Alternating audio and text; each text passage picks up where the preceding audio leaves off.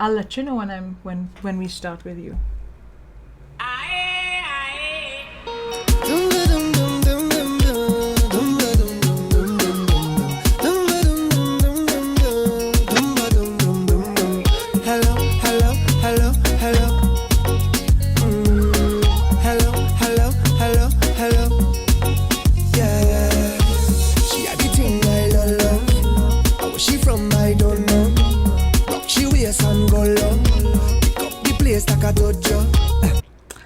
Hi folks, good evening. Thank you so much for joining me. Thanks for being here. Oh, I'm already seeing Janelle and Gemma.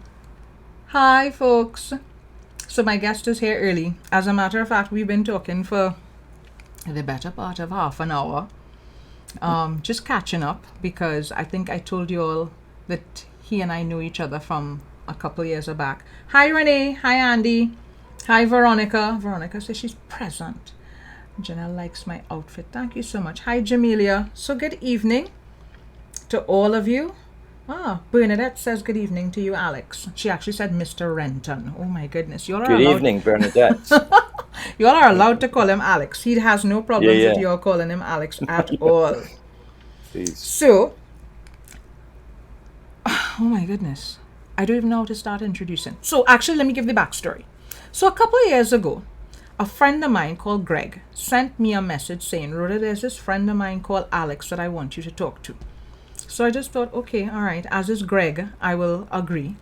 And Alex then reached out to me via email and said he was doing research, and he was doing research into his family's history and genealogy in Tobago.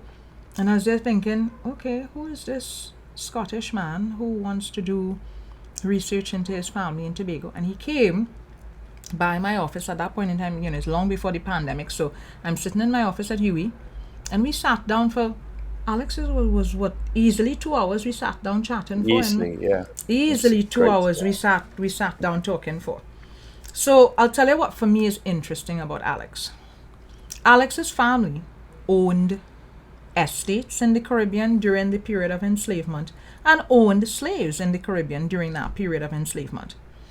And Alex stumbled upon papers. I'm going to let him give this story properly. Stumbled upon information and decided that he wanted to dig into his past. And for that 2 hours plus that we talked, it was, for me, some of the most honest conversation I've ever been able to have with somebody about slavery and what slavery means to the Caribbean and how slavery has impacted on the Caribbean. And given that we're the first country in the world to establish emancipation as a holiday, and given that we spend the entire month of July talking about enslavement and the impact of enslavement on our society and on our psyche, and how we view ourselves and how we view things like land ownership, education, how we eat, how we think, black therapy, psychology, well-being, all of those things, I felt it was important for us to have a conversation with someone who technically sits on the other side of the fence. I mean, he ain't currently owning enslaved persons, but he understands that his entire life has been impacted by his family having owned persons and land here in the Caribbean. So I asked Alex and he agreed to come on. So Alex, say hi to everybody. Hello, everybody. Thanks, Rhoda. You're very welcome. So we're going to jump straight It's into an amazing thing, really, for me, given my heritage, to be talking to you and talking to all these people. I mean, who'd have thought it 250 years ago? I mean, it's true. I'd like my ancestors to see, because they didn't talk. 250 years ago, we would not have been able to have this conversation. I mean, I think you're born in the right time, and I'm born at the right time, and we're both here in the right time for this to be able to happen. Because when I started thinking about doing this series, focused on emancipation and thinking about who was I going to interview, you were one of the first persons, but I knew I wanted to have you down towards the end because Sunday is Emancipation Day.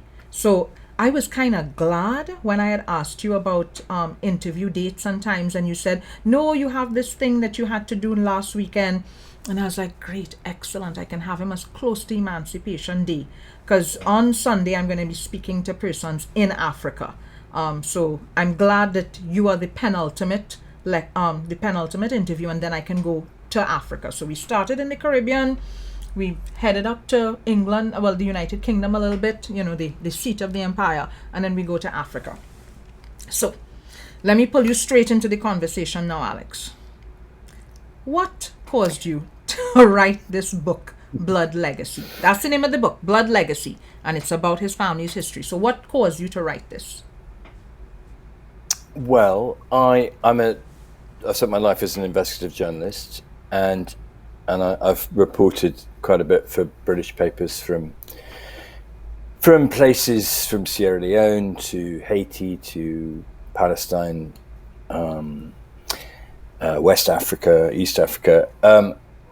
So I learned quite early that my education, my very expensive private education in Britain, had taught me very little about the empire and nothing at all about the mess the British left for the people it exploited to clear up. And so I think I grew skeptical much earlier than most people in my country of the myth that we were taught of, the great civilizing, the best empire the world had ever known and all that. And then I was very lucky because my grandfather was a historian, Sir James Ferguson of Kilcarran, chief of the Clan Ferguson.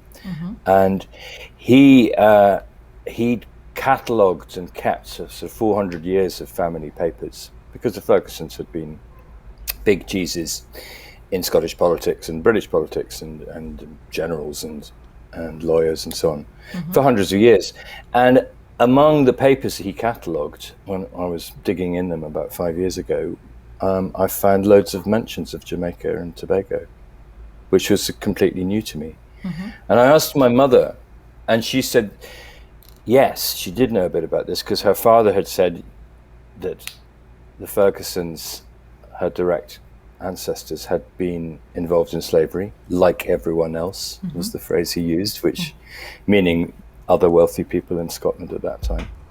And but that we hadn't made much money and that it hadn't gone on very long, so she shouldn't worry too much about it. So I'm a journalist, and the papers were there. I had to get in there and start looking. Who couldn't really? And as I dug, I think I started very naively thinking, well, I've been taught that my ancestors, my grandfathers, who were members of parliament and governor generals of bits of the empire, were good people, honorable people, philanthropic people. Yeah. And I kind of thought, okay, this is going to be really interesting because, maybe maybe they were good slave owners. But that was pretty naive. And the more I dug, the worse the story got, really, on all sorts of levels.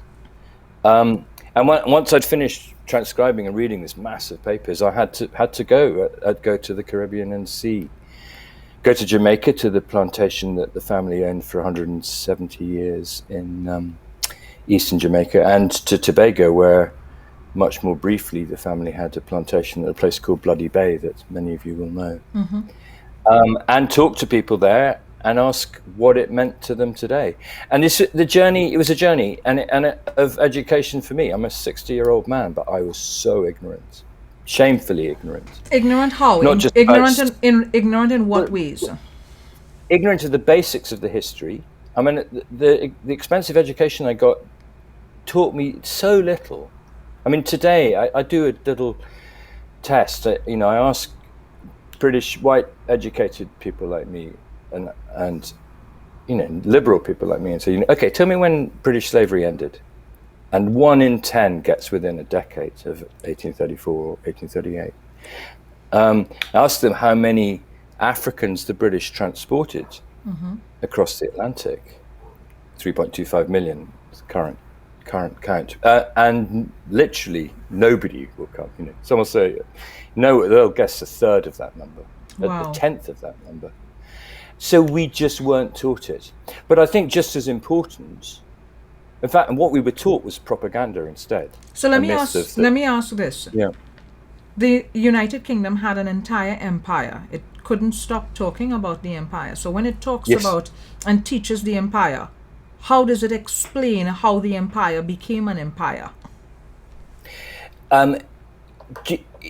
It does it by ignoring it. I mean, we were a great trading power, but I didn't know until I found it that economic historians know that 12% of British GDP, the financing in 1800, the financing of the entire Napoleonic Wars came out of slavery and slave-related industries. We just weren't told it. What we were taught was a myth of us as the civilizing power, the people who invented abolition of slavery. And Eric Williams, the great former prime minister of your country and historian, brilliantly wrote in 1964, to read the British historians, it was as though the British had indulged in slavery purely for the satisfaction of abolishing it. So really, from the 10 years after emancipation, we were already telling ourselves we were the good guys in this story, rather than, in fact, the second worst guys in terms of numbers of all the European nations. Is emancipation something that, because, I mean, when you consider that Britain makes such a big deal out of having abolished the trade and having emancipated, do they celebrate it? Do they note it? Do they mark it in the United? No, not at all. 1st of August is completely unknown. And interesting, actually, I was on Wikipedia the other day, and if you look at the great events of 1838, when true emancipation happened, it's not even mentioned in the Wikipedia list of the events of 1838. So we celebrated, and I certainly at 13 years old knew about Wilberforce in 1807 and the end of the trade. But so shabby was the deal, as you know, in 1834, that managed to actually end slavery. And so badly did we then treat the former slavery colonies of the Caribbean in the period after emancipation that I think that was left to, that just wasn't mentioned. Take it from us, we abolished the slave trade and then we ended slavery. Let's not go into the other details. And I think, that myth, that's still the predominant myth among educated people in Britain. That they abolished the slave trade, and then they abolished slavery, right? But we were the first. We were the first, and we gave people their freedom. Right. So it was and then everybody was happy. Right. Kind of like that. Do they talk about at all? I mean, based on what you're saying there, I probably already have the answer. But do they talk about at all the conditions that the places like the Caribbean would have been in right around the time of emancipation and right after emancipation? No, they really don't. I mean, it's one of the things I can know from my own family history, because my family still owned the plantation and 200 enslaved people at emancipation. In fact, they'd bought more enslaved people the year before because they realized they were going to get compensation. It's shocking, isn't it? So like the stock exchange, buy. Oh my word! Well, and I mean, there are more stories like that, I'm afraid. But and then and my family's share was over £1 million in today's money. In the reparations? And my 3 times great grandfather. Sorry, in compensation? Compensation. Right, so they got how much in compensation? Well, in today's money, it's just over £1 million. Okay. Pounds. So sorry, I need to translate that. That's what 1.2 million US. Right. 1.3 million. No, US you can discuss it in pounds. So pounds are still relevant to us here. Sure. So, and then what's really interesting is that my ancestors were liberals, MPs, Christians. So Sir Charles Dalrymple Ferguson, my 3 times great grandfather, who's the man who actually got that money, was a great church builder. Schools and churches for the poor all across Scotland. There are statues to him for his Christian philanthropy, but he didn't do a single thing for the emancipated slaves on his plantation in Jamaica. Didn't give them any land, didn't build them any churches. And as you know, the British government spent almost nothing on providing education for the newly emancipated. I know more about Jamaica at this stage. Much the same with Trinidad. What you'd find is they tended to rely on the missionaries here to do stuff. So Yes. If they did anything, if they did any funding, they did a lot of the funding for education through the missionary Yes. organizations here. But in Jamaica, I know the story is, I mean, essentially, so in the 1831 Sam Sharp's rebellion, the big rebellion which really pushed forward the cause of emancipation, the plantation owners were given 100,000, was it £200,000 in 19th century, and then money, as to repair the plantations after Sam Sharp's after the rebellion, and civil uprising. But 4 years later, the Emancipation Bill included just £30,000 for education. So a tiny fraction, in Jamaica at that point, 700,000 people, almost all of whom would have been illiterate. But why would you? I mean, let's think about it pragmatically. Why would you spend a lot of money educating people whose lives you think are just supposed to be, very, very, very basic? Because they're meant to be labor. And I think there's a sense that the British government had spent £20 million, 17 billion today, in compensating the slave owners. That was it. I mean, that's the end of the kitty. But then what's also completely unknown in Britain is that only 8 years later, 1846, Britain, as part of the liberalising free trade, the Corn Laws, the repeal of the Corn Laws, abolished all the supportive sugar tariffs for the Caribbean colonies. And in the part of Jamaica where our plantation was, they went from 200 plantations to 17 in 3 years. 300,000 newly emancipated people put out of work. So not only did they passed legislation that made the islands much, much poorer than they'd ever been since before the arrival of anybody. So, and that's, and 60 years of appalling poverty and deprivation in the Caribbean islands follows. Nobody knows that in my country.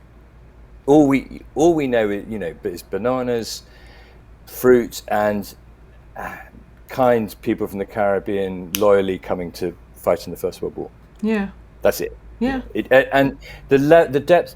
So, but I think this is history. But the depth. What also I learned during this journey was how ignorant I was of what this means today in Britain and in across the Caribbean. And I still don't really know. I'm a privileged white man, but I asked every single person I met in Trinidad and Tobago and Jamaica, and including you, what slavery meant to them today, and almost everybody said the prime way it affects my life and our lives today is colorism, and that's something that comes from the way you ran this place and the way you ran the empire.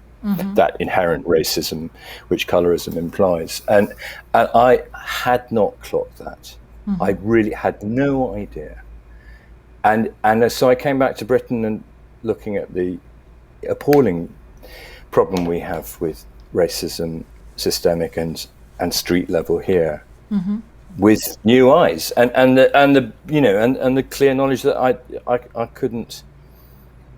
This is before Black Lives Matter has happened in the UK, but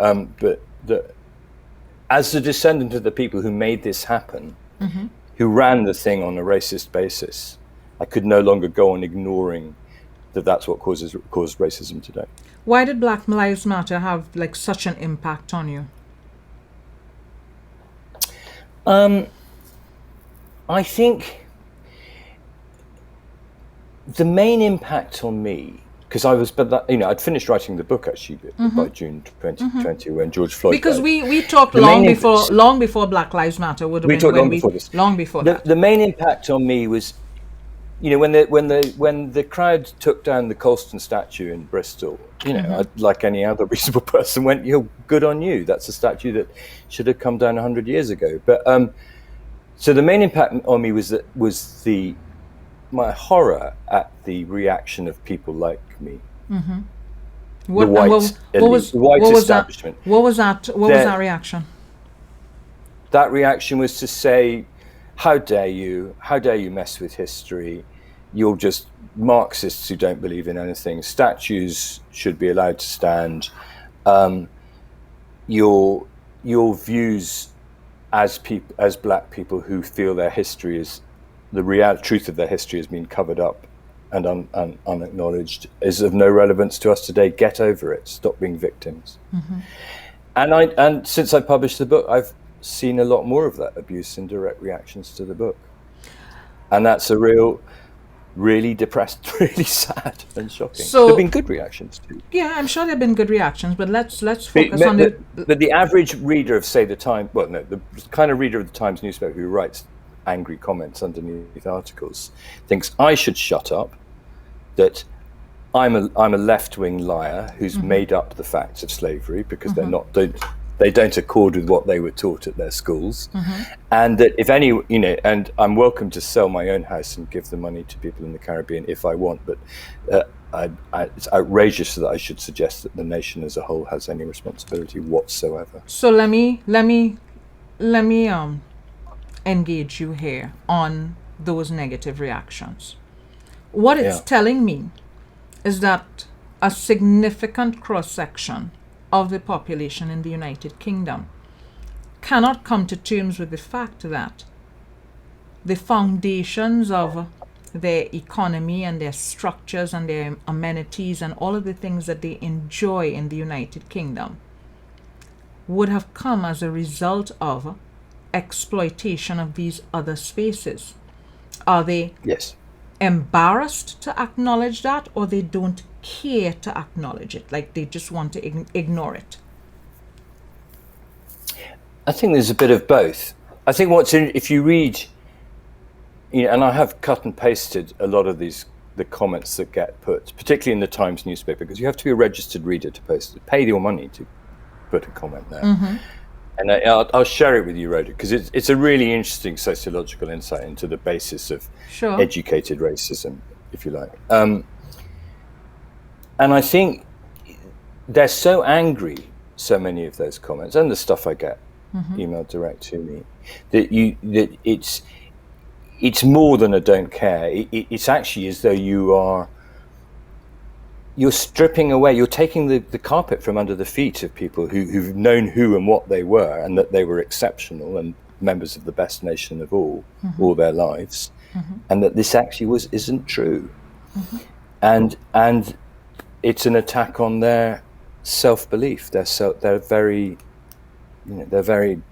idea of themselves, their myth of themselves. Mm-hmm. And it's awfully. I mean, I think, and these are all people who would go, who would not overtly say, they're not sort of skinhead fighting racists who sort of send insulting messages to young black footballers. These are the readers of the Times. Mm-hmm. These are educated. So they have a particular sense of themselves. They have a particular idea of what they are. And here's your book, because let's contextualize this, because we started off with you talking about who you are, and you have referenced yourself on a number of occasions in this interview as I am a privileged white man, and I'm well educated, right? So let's talk about these Times subscribers. Well educated, probably comfortable background, went to good schools, grown up their entire lives thinking that they are good, upright, decent human beings that are contributing to society in a particular way. And then here you have somebody who they can identify with, as in yourself, basically saying, hey, this is my legacy. And it's not just my legacy, it's probably the legacy of many other persons, like in terms of the direct legacy of slave ownership and having earned wealth. Hundreds of thousands. Hundreds of thousands. And my entire country benefited from this in a particular way. We all benefited from trafficking humans, oppressing humans, enslaving humans, exploiting humans. I can see how that would frighten people and frighten them to the point where they don't want to admit it. So I need to ask you this, Alex. How come you're not as paranoid and panicked as they are about admitting to this? I mean, I don't really. I mean, I've got. Okay, let me ask it to you this way. Yeah, When you it's a had really to interesting question. when you had to interview me a couple years ago, did you feel uncomfortable about sitting in a room with a black woman who's very outspoken, whose ancestors, were enslaved persons, and talking to her about slavery and how she felt about slavery as somebody whose family owned slaves? Do you know? You asked me if I'd read a passage from the book. We might do that later. But I've chosen a passage where, for the first time, I said to someone in Tobago who I was, but beyond just a tourist who knew a bit of history. Do you want to read a bit now? By the time I met you, I'd been in TNT for 3 weeks, so I'd said it to a few people, really. And I said, I flew into Tobago with my wife and daughter initially. On a tourist jet, and went to stay at Castara in a nice hotel, and we went up to Bloody Bay. The first day we were there, they had the Blue Food Festival. Yes, you know that? yes, yeah. I know the festival. Yeah, on the grass, where literally I've been reading about my great uncle's account to his brothers of how they dug up the jungle and plant. There's a great grassy area, a sports field at Tobago. They dug that out of the jungle in 1773. The Africans that my great uncle had bought, and I was standing there at the Blue Food Festival eating traditional Tobagan food, armadillo and taro, not called taro, what's it? It's called dasheen. Yes. And going, oh, if these people knew who I was and what I'm doing here, every single person here was enslaved in Africa. Their ancestors was enslaved in Africa and dragged across the oceans and suffered generations of abuse. It was, why did I want to do that? I think I don't want to big myself up at all, but I mean people have done it in the States. There's a lot of books where people have gone back, people who've traced every single person who was on their family plantation in 1865 at emancipation and talked to them, worked out reparations ideas, and so on. There's a brilliant book about a Boston slave trading family and their whole family went to Cape Coast, to Elmina and Ghana to pay penance collectively, but no one in Britain ever has. And I'm a journalist. It's a good story and it's the right thing to do. What I find much more amazing is all the people, and I know a lot of them, some of them quite close to me, who've just said we should these papers should have been burnt a long time ago and we should shut up about it. It's nobody's business. Burn the papers. It's everybody. If you want to live in a better Britain or a better world, then you have to be upfront and acknowledge these things. And I think, but that's my journalism training, really. I've been an investigative reporter. I've always thought shed light is better than darkness. Shed light, and spread the love. That they do follow those two things. Yeah. And they followed after the Second World War in Germany. They followed after the end of apartheid in South Africa. We haven't done those processes with the appalling genocidal crimes that Britain committed in West Africa and in the Caribbean. That's a very long answer to a simple question. I do apologize. No, that's absolutely fine. Do you want to share a little bit of the book right now? Yeah, well, I was just going to, I don't know if we've done it. What do you think, Rhoda? I was just going to read just from the introduction to say a bit about... We could read just from the introduction. Why I got into this. Yeah, let's... Sorry? We can... Oops, just now. I want to make you I've big. also got a bit... I don't know how much... I've also got... I wanted to read you a little bit about when I was in Tobago with some great people from Bloody Bay, sort of looking for traces of my ancestor. But I'll read you a little bit of the introduction first. All right, I'm gonna share my screen that has the start of the introduction. So if folks want to read along while you're reading to them, they can read along while you're reading to them. All right. So I have the introduction up there, and you can start whenever you like, and I will scroll. Okay, and tell me if I'm going on too long, and I'll stop. No. My family tell me I talk too much. I know I talk too much. It is a privilege to learn about racism instead of experiencing it your whole life. A sign at a Black Lives Matter rally in June 2020. I am an heir of Britain's slavery past. It marks my mind, my culture, my DNA. I am a descendant of the owners of enslaved people and of traders in them, of a campaigner for the abolition of slavery, and of an enslaved African woman. Like me, the Britain in which I grew up is a place shaped in no small way by transatlantic and plantation slavery, and the many industries that thrived on them. I am part of the legacy that lives on economically and culturally, visibly not just in grand houses and old statues, but in the systemic and street-level racism that afflicts our country today. Like most of us, I'm a mess of differing inheritances, but the person I present to the world is pretty much the one formed by the wealthy people of my ancestry. As a white middle-class Briton, I am so shielded from everyday racism I rarely notice it. While most of the wealth my ancestors accrued was long ago spent, the privilege garnered from it still protects and supports me. The history of Britain and slavery, worked and glossed to make it distant and irrelevant, is the foundation of my comfortable liberal life. My family keeps archives.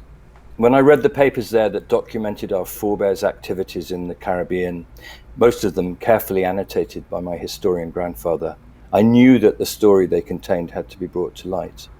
I felt it wrong to keep the history from the descendants of the enslaved people who had worked and died in our plantations.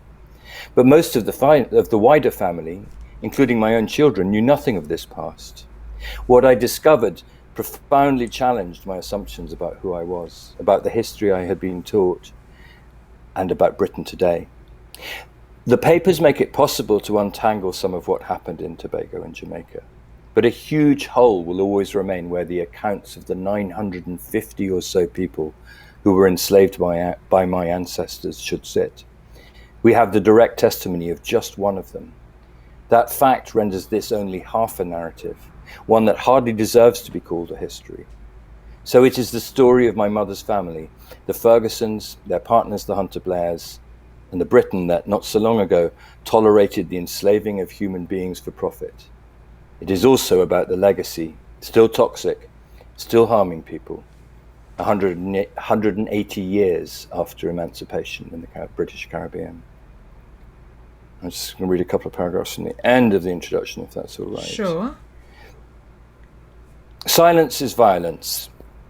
In June 2020, I saw a poster that said that, made for a Black Lives Matter rally held in Holyrood Park in Edinburgh. This was a peaceful, well-tempered event, addressed by, among others, Sir Geoff Palmer, a retired professor of brewing science. Sir Geoff came to Britain in 1954, aged 14, to join his mother, who had arrived on the Windrush, to help fill the need for workers as the country recovered from the war. Now aged 80, Sir Geoff is well known in Scotland for his personal campaign for this country to recognise how much of its wealth comes from slavery. He has spent his retirement touring the country and explaining with patience and good humour the history that is in fact in front of Scottish people's noses. He's a replacker, not a statue breaker, and he puts better than anyone else why it is worth telling this story truthfully. You can't change the past, he says, but you can change its consequences. Good guy. Have you met Geoff? Do you know of Geoff Palmer? He's a wonderful man. No, I don't know Geoff Palmer, but I am going to I'm going to make an effort to learn a little bit more about him now. So, Alex, let me ask you this. Why is reparations so important to you? You could have easily decided, all right, I now know the history, I've dug up the information, I've gotten the information together, I've written a book, I've put the book out there. But you have been pretty vocal about reparations and thinking that reparations is a good and necessary thing. And there are lots of people who don't necessarily agree with that. Yeah, a lot in my country particularly, but and I know there are some in the Caribbean as well. But I think for a start, I mean, if you say the word reparations to people in Britain, if they've even heard of the word, it's a subject that they'll laugh about. And I think, again, I never laughed about it, but I was ignorant of what the Caribbean Reparations Commission's ask actually is, the 10-point plan, which was published in 2014. And it's not just about money. It's about a lot of really good things for humanity, about reconciliation, about cooperation, about apology, about acknowledgement, about transfer of technology, about forgiveness of debts, all sorts of things, not just pure cash handover. But in my country, it just gets, the Caribbean is demanding 3.7 trillion, and so I think what really horrifies me as one nation bloc to another asked the European nations, the 11 who indulged in slavery, to start talks in 2014. And only Sweden, I think, only even replied to that letter. Now, I think talks are good, and I think we need to start those talks. And where reparations goes and the debate is, and whether they're at state level and the sums and so on, is something to talk about. But we need to start talks, and we need to start the talks with the apology that's never been made. And followed by that is acknowledgement. And all these things are healthy things. Healthy things, yes. But do you think that white people, white British persons, white Europeans, are ready to openly acknowledge that they're not as perfect as they've presented themselves for centuries? The exceptionalism problem. I don't think Britain is. I think less so than others. But there's things going on in other European nations. Denmark has gone some way towards apology and a plan for reparations. The French will finally do a deal with Haiti, I think, under Macron. It's a very clear case, that one. We needn't go into it now, and that'll happen. I mean, France in some ways has treated its Caribbean colonies, while they aren't independent, with much more decency and acknowledgement of responsibility than Britain has with its what were its colonies. I think there's a lot of movement in Europe, and there's a lot of movement in the States, as we all know. I mean, this is top of the Democrat agenda there. Kamala Harris talks about it. Some form of reparative justice is going to happen in the States, and just because Britain kept its slaves 5,000 miles away, they weren't in Sussex and Perthshire, doesn't mean that we're any different. So I think, if we believe in a world that slowly gets better and more equitable and addresses, because race and inequality in Britain are totally entwined, then that this is a conversation that sensible people will seem to happen. I'm just sad that my country's not, my very good country, the best empire, is not leading this discussion, but instead is dragging its feet at the back. But I'm no spokesman for Britain or Boris Johnson. No, I didn't. Cameron. And I don't want anybody to think that I think that you are a spokesperson for Britain or for Boris Johnson. But I want to put you on the spot here a little bit, though. I want you to talk me through your own personal process with coming to terms with, you stumble upon the information. How do you get from stumbling upon the information to the point that you're at right now? I think I mean, the journalist in me and the story, and the descendant of slave owners in me knew this information had to come out. I knew there's ego in there as well, because I knew I could write a book which is unique in British literature or British history. And I kind of had a sense that it was worth it, because if I could write a good book, there were people like me who could be persuaded to feel some of the same things I feel about the shame of our ignorance, the need to, as Jeff Palmer put it, it is in our power, because some of us are among the most powerful in Britain, to change the consequences of slavery still. So I think that was really the motivation, and that in a small, despite the horror of the abusive stuff from Times readers and people like them, I'm also getting emails from people like me saying, "Ooh, yes, I've read your book, or I saw you on the telly, and I have researched my own family history at all. I'm a bit embarrassed, but I think I need to start talking about it. And I think I need to think a little bit about, is it right that I am so much more comfortable and wealthy than the descendants of the people who my ancestors enslaved, and what can be done about that? And so some of us, quite a lot of members of my family, and quite a few other people know, there's a list on my website of organizations that we in a very small way are supporting. And it is a very small way, but there is absolutely no way that there's no money in the world that can compensate for what my family alone did to those 975 people and all their descendants and the people after emancipation. So I don't want to boast about the fact, about anything we're doing, because it is all inadequate, but I hope it's taken as a token of an admission of responsibility. And for me, it sounds thin now. I mean, I'm waiting for you to say that just won't do. Actually, I'm gonna say it, but I'm gonna say it in a different way. I'm not gonna say to you that that just won't do. Money is one thing. And we had this conversation when you were in my office, because I said to you, money is one thing. Offering me money is fine, but it's not. Money could never possibly be enough, because there is so much that me, and when I'm talking about me, I'm talking about me in a representative sort of way, right? So me representing Black persons or persons of African descent that would have been enslaved. There's so much that would have been stripped.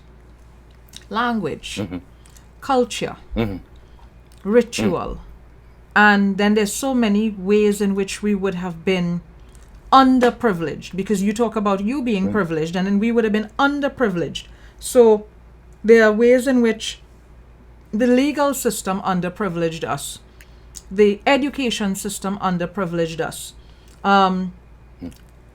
Intangible institutions like colorism, where you have a whole color hierarchy, where the lighter you are, the more civilized and the more superior, and all of those things.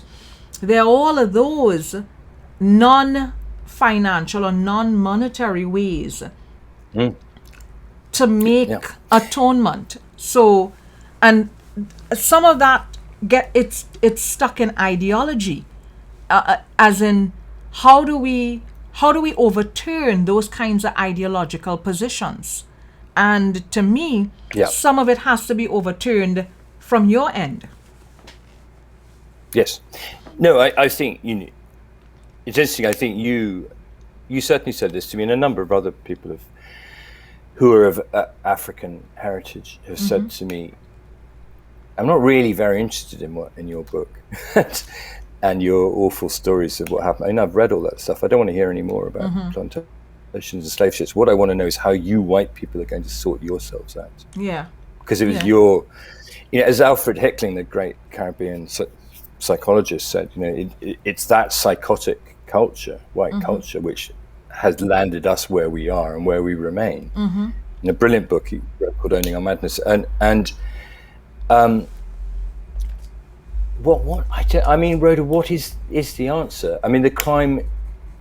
It is interesting. I know we're not supposed to use the Holocaust in Germany and Germany's reaction. No, we can talk about it. We're not supposed to use that as analogous, but there are actually models for nations putting right, as right as they can be genocide. You can't restore lives.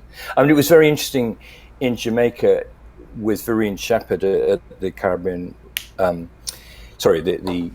the Reparations Commission offices, and I was at an event there where there were lots of representatives of Rastafari, who wanted to make the statement, going, please, when you talk reparations, can you not forget that repatriation is part of this, and given our history and Marcus Garvey's history and so on, do not think that you can just sideline repatriation because, and again that's something a lot of people white people in my country do not understand, is that for many people, the islands where we murdered so many people will always be tainted for some people, and perhaps impossible to live in.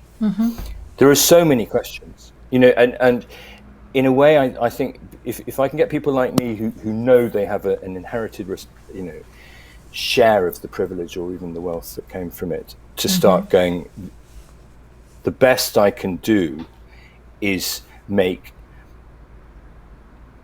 solving the racist horrors of modern Britain, where I actually live, ending systemic racism here as a contribution to the descendants of those my ancestors enslaved.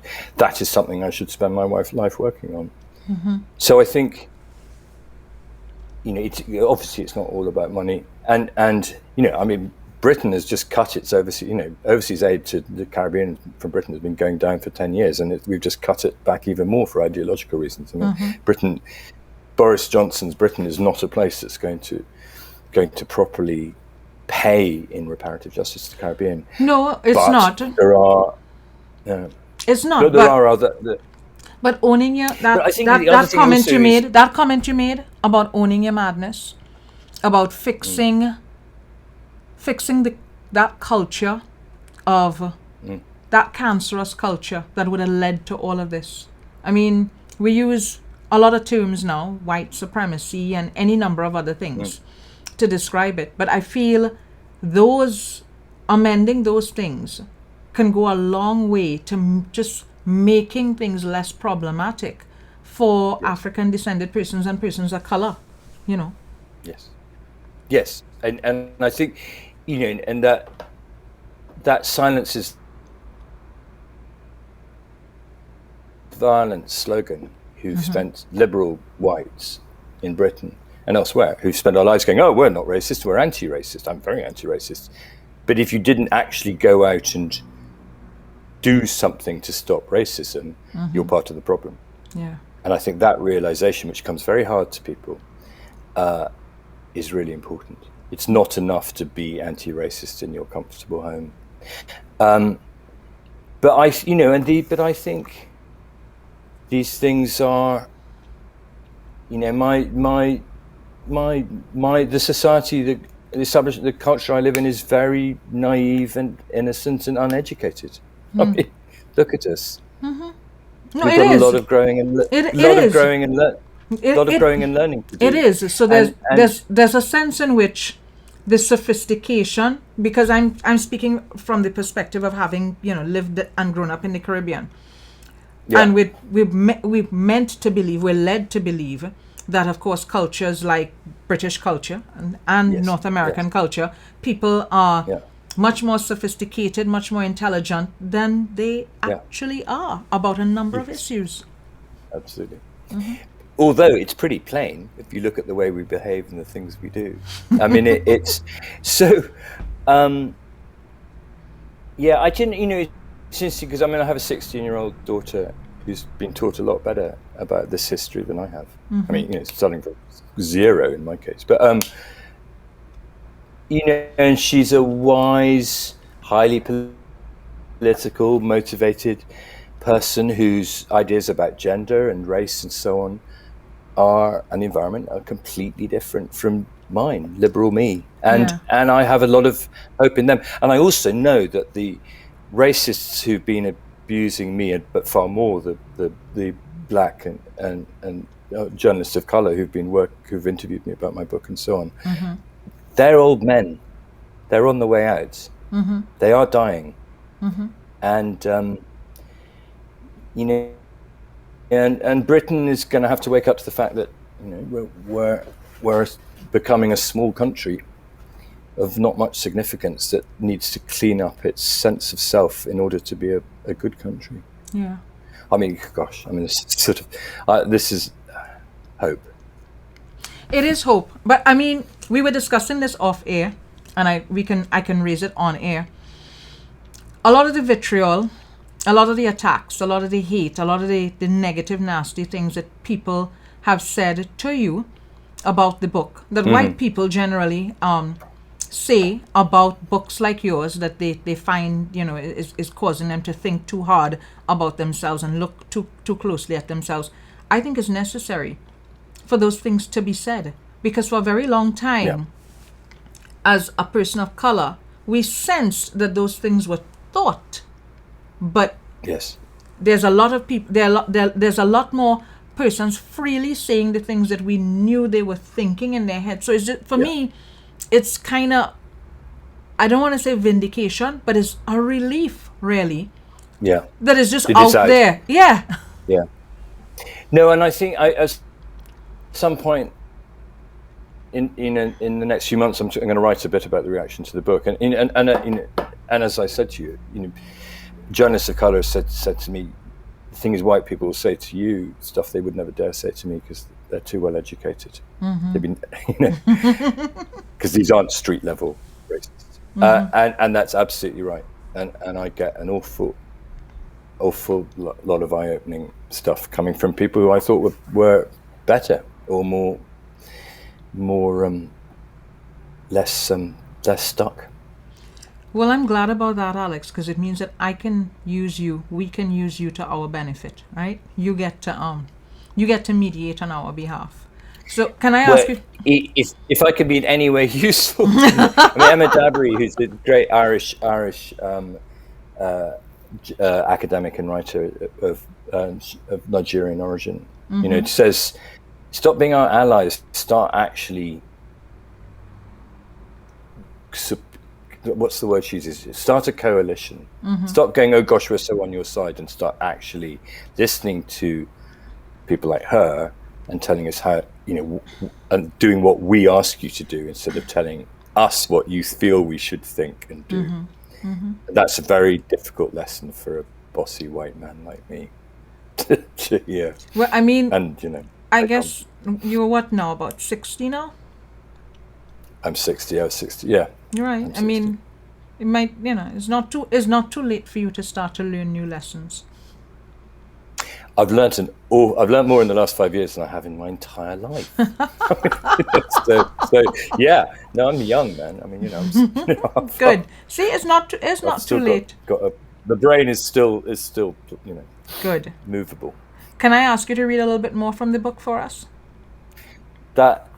Yeah, thanks. So when I went to Tobago, I'd never been there before, and armed with some photocopies of the letters sent by, this is the only member of my family who actually went to the Caribbean. The others were all absentee landlords. And this guy, James Ferguson, went out aged 27, sent to buy land and African people and join the gold rush, as the Scots saw it. Okay. Is this on page 82, the gun above Bloody Bay? So the early part of the book, yeah. Okay. And the letters are incredible because they're written to his brothers. They're incredibly vivid. But anyway, I'm going to read. So then, in a really lovely man in Bloody Bay called Junior Thomas, who's a resident and a tour guide there, really kindly helped me explore around. Sorry, I'm just trying to find this. Explore around Bloody Bay, looking for traces, so I could work out where the scenes described in these letters 250 years earlier had happened. And we went, and I was interested because I could kind of think I found the foundations of the house on a little hill between the playing ground and the beach in Bloody Bay, but it all still felt very distant. I mean, it's 250 years. And then I remembered that there's an amazing account, because Tobago was under attack from American privateers, who the English called pirates, in the mid-1770s because of the war with America. And so my uncle and some of the enslaved black people fought off one pirate attack, and then he requested the government in Scarborough to send him a gun. And I asked Junior, have you ever seen a gun? And he said, yeah, I have seen a gun. So here we go. Huge rainstorms have come in, lashing the whole country. New landslides have ridden onto old along the thin road that winds between the bays of the northeastern end of Tobago. There are floods in towns across the strait in Trinidad. On the phone, Junior has a hacking cough. He doesn't want to go out to look for the cannon until the rain stops. Which will be when? In Bloody Bay? He laughs. No one knows, right? I'm thrilled, therefore, that at last a day has dawned still and clear. The rivers have stopped disgorging mud into the blue. The clear water reveals the stingrays behind the breakers in Gastara Bay, black shapes like spread overcoats patrolling the sunlit shallows. Below Bloody Bay village, on the last headland before the site of the Carrick plantation, that's what my ancestor called his plot of Bloody Bay, are a set of wrought iron gates belonging to a villa built by an Englishman. Leonard Quashie, a neighbour of Junior's from up the ridge, looks after the garden. He lets Junior and me in. We descend flights of wooden steps down through a tidied up version of the forest. And then, in a lawn-mowed clearing on a little headland almost above the beach, we find it, James's gun. It is a trunk of iron. You've got the photo, great. The trunk of iron, 8 feet long. It points out at the blue sea between the coconut palms. If you fired it now, you might just bounce a cannonball all the way to the green-topped shards that are the Sisters Rocks just off the point. I feel breathless. It has been a long haul from the old servants' hall at Kilkerran, where the papers were, to this nugget of land off the coast of South America. Here at last is a link, you could hardly choose one more solid, to my ancestor. It's just 5 minutes walk from where I think his house was. I run my hand down the gun's warm brown flank. There's hardly a flake of rust. Iron was made to last in those days. On its rump, as clear as when it was cast, is the royal insignia, GR and a 3 in cursive script under a crown, Georgius Rex, King George III. Leonard says he's always known about it. He points to a small pile of ancient bricks off to the side. That's they're keeping the bullets. We used to pick them up from in the ground. He circles thumb and forefinger. Heavy they were, 20 or so of them. Grape shot, perhaps. More useful than a single 40-pound cannonball for causing devastation to the rigging of a privateer and to the limbs of the crew. Junior is beaming, delighted that I've found what I wanted, and that he has another string to his tour-guiding bow. You're going to have to write this all up for me, boy, he says. It's important. People want to know. On the veranda of the empty guest house, I spread out my photocopies of the inventory of James Ferguson's Bloody Bay estate, made for his heirs. The 18th century cursive script isn't easy for anyone at first go, so I read the lists out, starting with the land. 12 acres of bottom in plantains, worth 55. You excuse some of the language in this, I'm quoting from the 18th century document. 2 ditto of Negro grounds, hilly. That would be the place where the enslaved people were allowed to grow their own food. 56 acres planted cotton, all hill land. 15 ditto ratoon. A ratoon is the new shoots of sugar cane or cotton, Leonard says. There's more lists of land, some of it broken, very mountainous. I move on to the buildings, 1 dwelling house with a gallery containing a small hall, small bedrooms floored with pine boards, a medicine shop below, 8 Negro houses, 1 store at the bay, walls palisado and thatched. That might be the place we called the depot, says Junior, above the beach when we were kids, Leonard nods. It's gone now. The workers' houses, well, there's nearly 80 of them, so that must have mean 12 or so people to a house. I point to the next item. And this is the list of slaves. I start to read the names and their occupations. It begins with the most important and valuable. House servant, Emowinda. Rachel. Monominia, she's a washerwoman. Sophia, the cook. Peggy, the sick nurse. Solomon, Offa, both watchmen, Scotland. Scotland, it says, carpenter. What's this number beside it, their age? Asks Leonard. No, that's their value in British pounds. So Solomon and Scotland, they're the most valuable men, worth £80. But the cook, even more, £90. Ordinary field hands, mostly £50 or £60, as little as £25 for some of the women. The air has become still between us. How much is £60 today?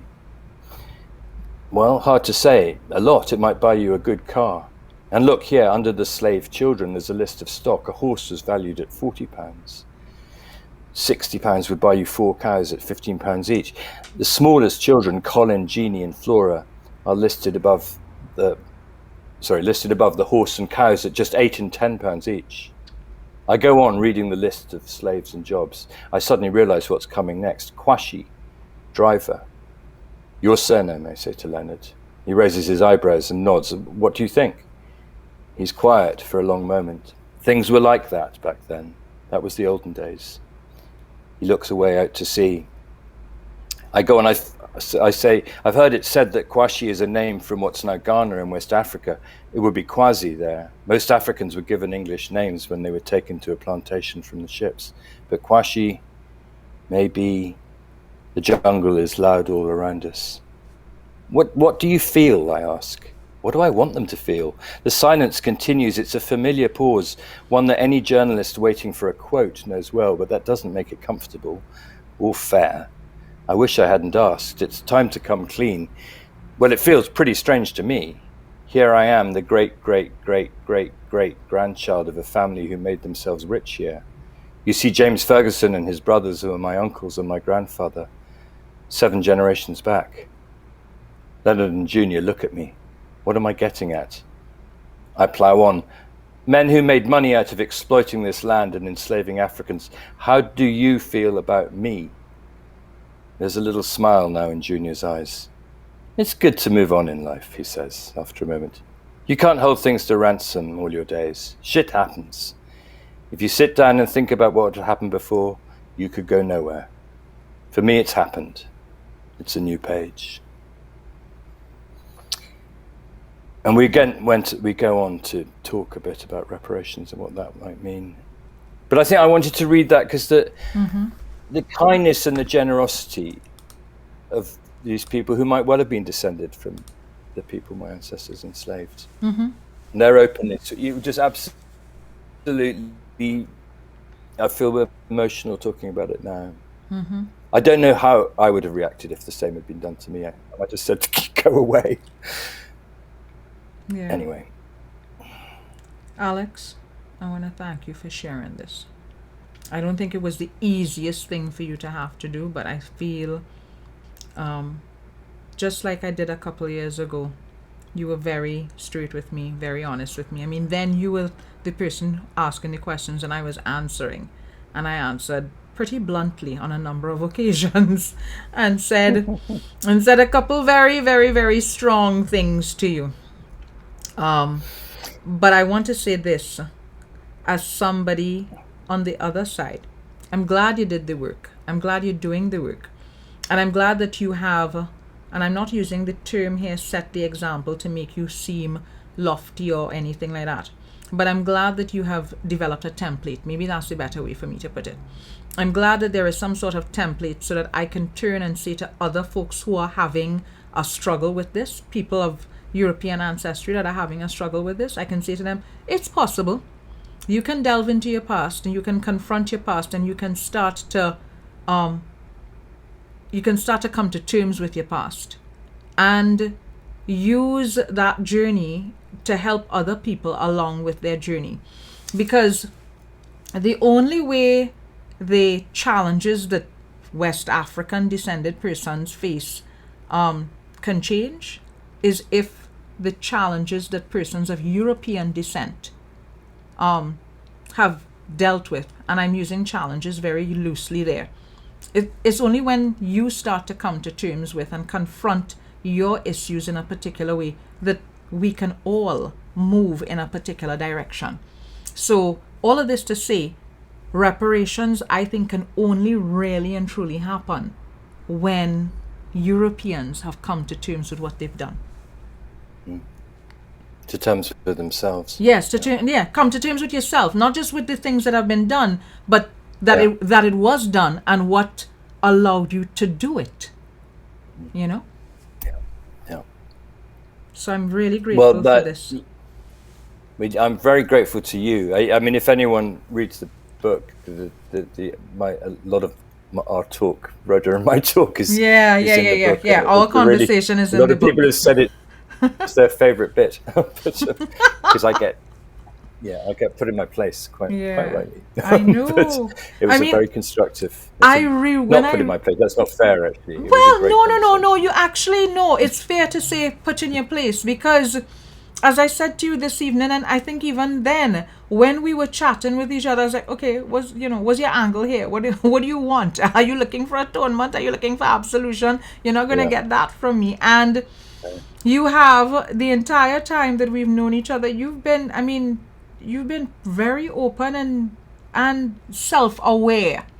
And that's the thing that struck me, this self-awareness, because I was not expecting this degree of self-awareness in your generation. Maybe in your daughter's generation, yes, but not in your generation. That's a great compliment. I'll accept it. Good. Thank you. You do that. So I know it's pretty late because it's UK time for you, not Trini time for you. So can I wish you a good evening, and we will touch base with each other soon, Alex? I hope so. I hope we can do it face to face soon. Yes, because I still mean to get to Scotland. There are 2 places on my bucket list right now: Scotland and Ghana. Those are the 2 places that I have. Oh man, I want to show you around Scotland. Yes, yeah, you are. You are going to. We're going to go have whiskey and get drunk together and talk all kinds of things. Good. Yeah. I might go and have one now, actually. Yes, you should. Go have a whiskey now, and take care. Thank you so much for the time, Alex. Thank you. Thanks everybody who's listening to. Okay, great. And yeah. Okay. And yeah. Let's go forward. Okay. Bye-bye. So that was my friend Alex. I hope you all enjoyed that conversation with him. And I saw a couple of you actually put up that he's a food writer. Yes, he is a food writer. He is a great food writer. Excellent journalist, has done a lot of work on he's done war correspondence and that sort of thing. I just want to show you the cover of his book again. This is the cover of his book, Blood Legacy. I would encourage any of you that you're interested in finding out a little bit more about the legacy of enslavement here, and how it would and how somebody would have gone delving into their own family's history and coming to terms with their family's history. I would encourage you to read it. Not just because there's a section where he interviews me, and the interview is wild. Right? The interview real wild. Because all in on me, I little hot mouth and thing now. So he get plenty attitude from me in the interview. So the next time I see you is Sunday. Sunday is Emancipation Day. And on Sunday, the live is not going to be at 6 o'clock in the evening. We are going to be going live at 10 o'clock in the morning, because the live interview is, I'm going to be interviewing friends of mine in Ghana. So we're going to Africa on Sunday. So it's going to be at an earlier time, so that the time difference and everything is manageable for them, because they have things to do later on in the evening in Africa, so in Ghana. So we have to do it at 10 o'clock in the morning. 10 o'clock in the morning, our time is like 2 o'clock in the afternoon for them. So this was fun. I enjoyed it. I'm glad that you guys came and joined me on it. And I'm really glad that I had that opportunity to have that conversation with Alex. It's not the kind of conversation that I feel I will ever be in a position to have with members of the white community here, which is unfortunate, because I really wish that members of the white community in the Caribbean, and certainly in Trinidad and Tobago, was bold enough and self-aware enough to begin to discuss these things openly with the rest of the society. But you know what? So it goes, right? So see you all on Sunday when we leave the Caribbean and we head over to Ghana. Hello, hello, hello, hello. Hello, hello, hello, hello.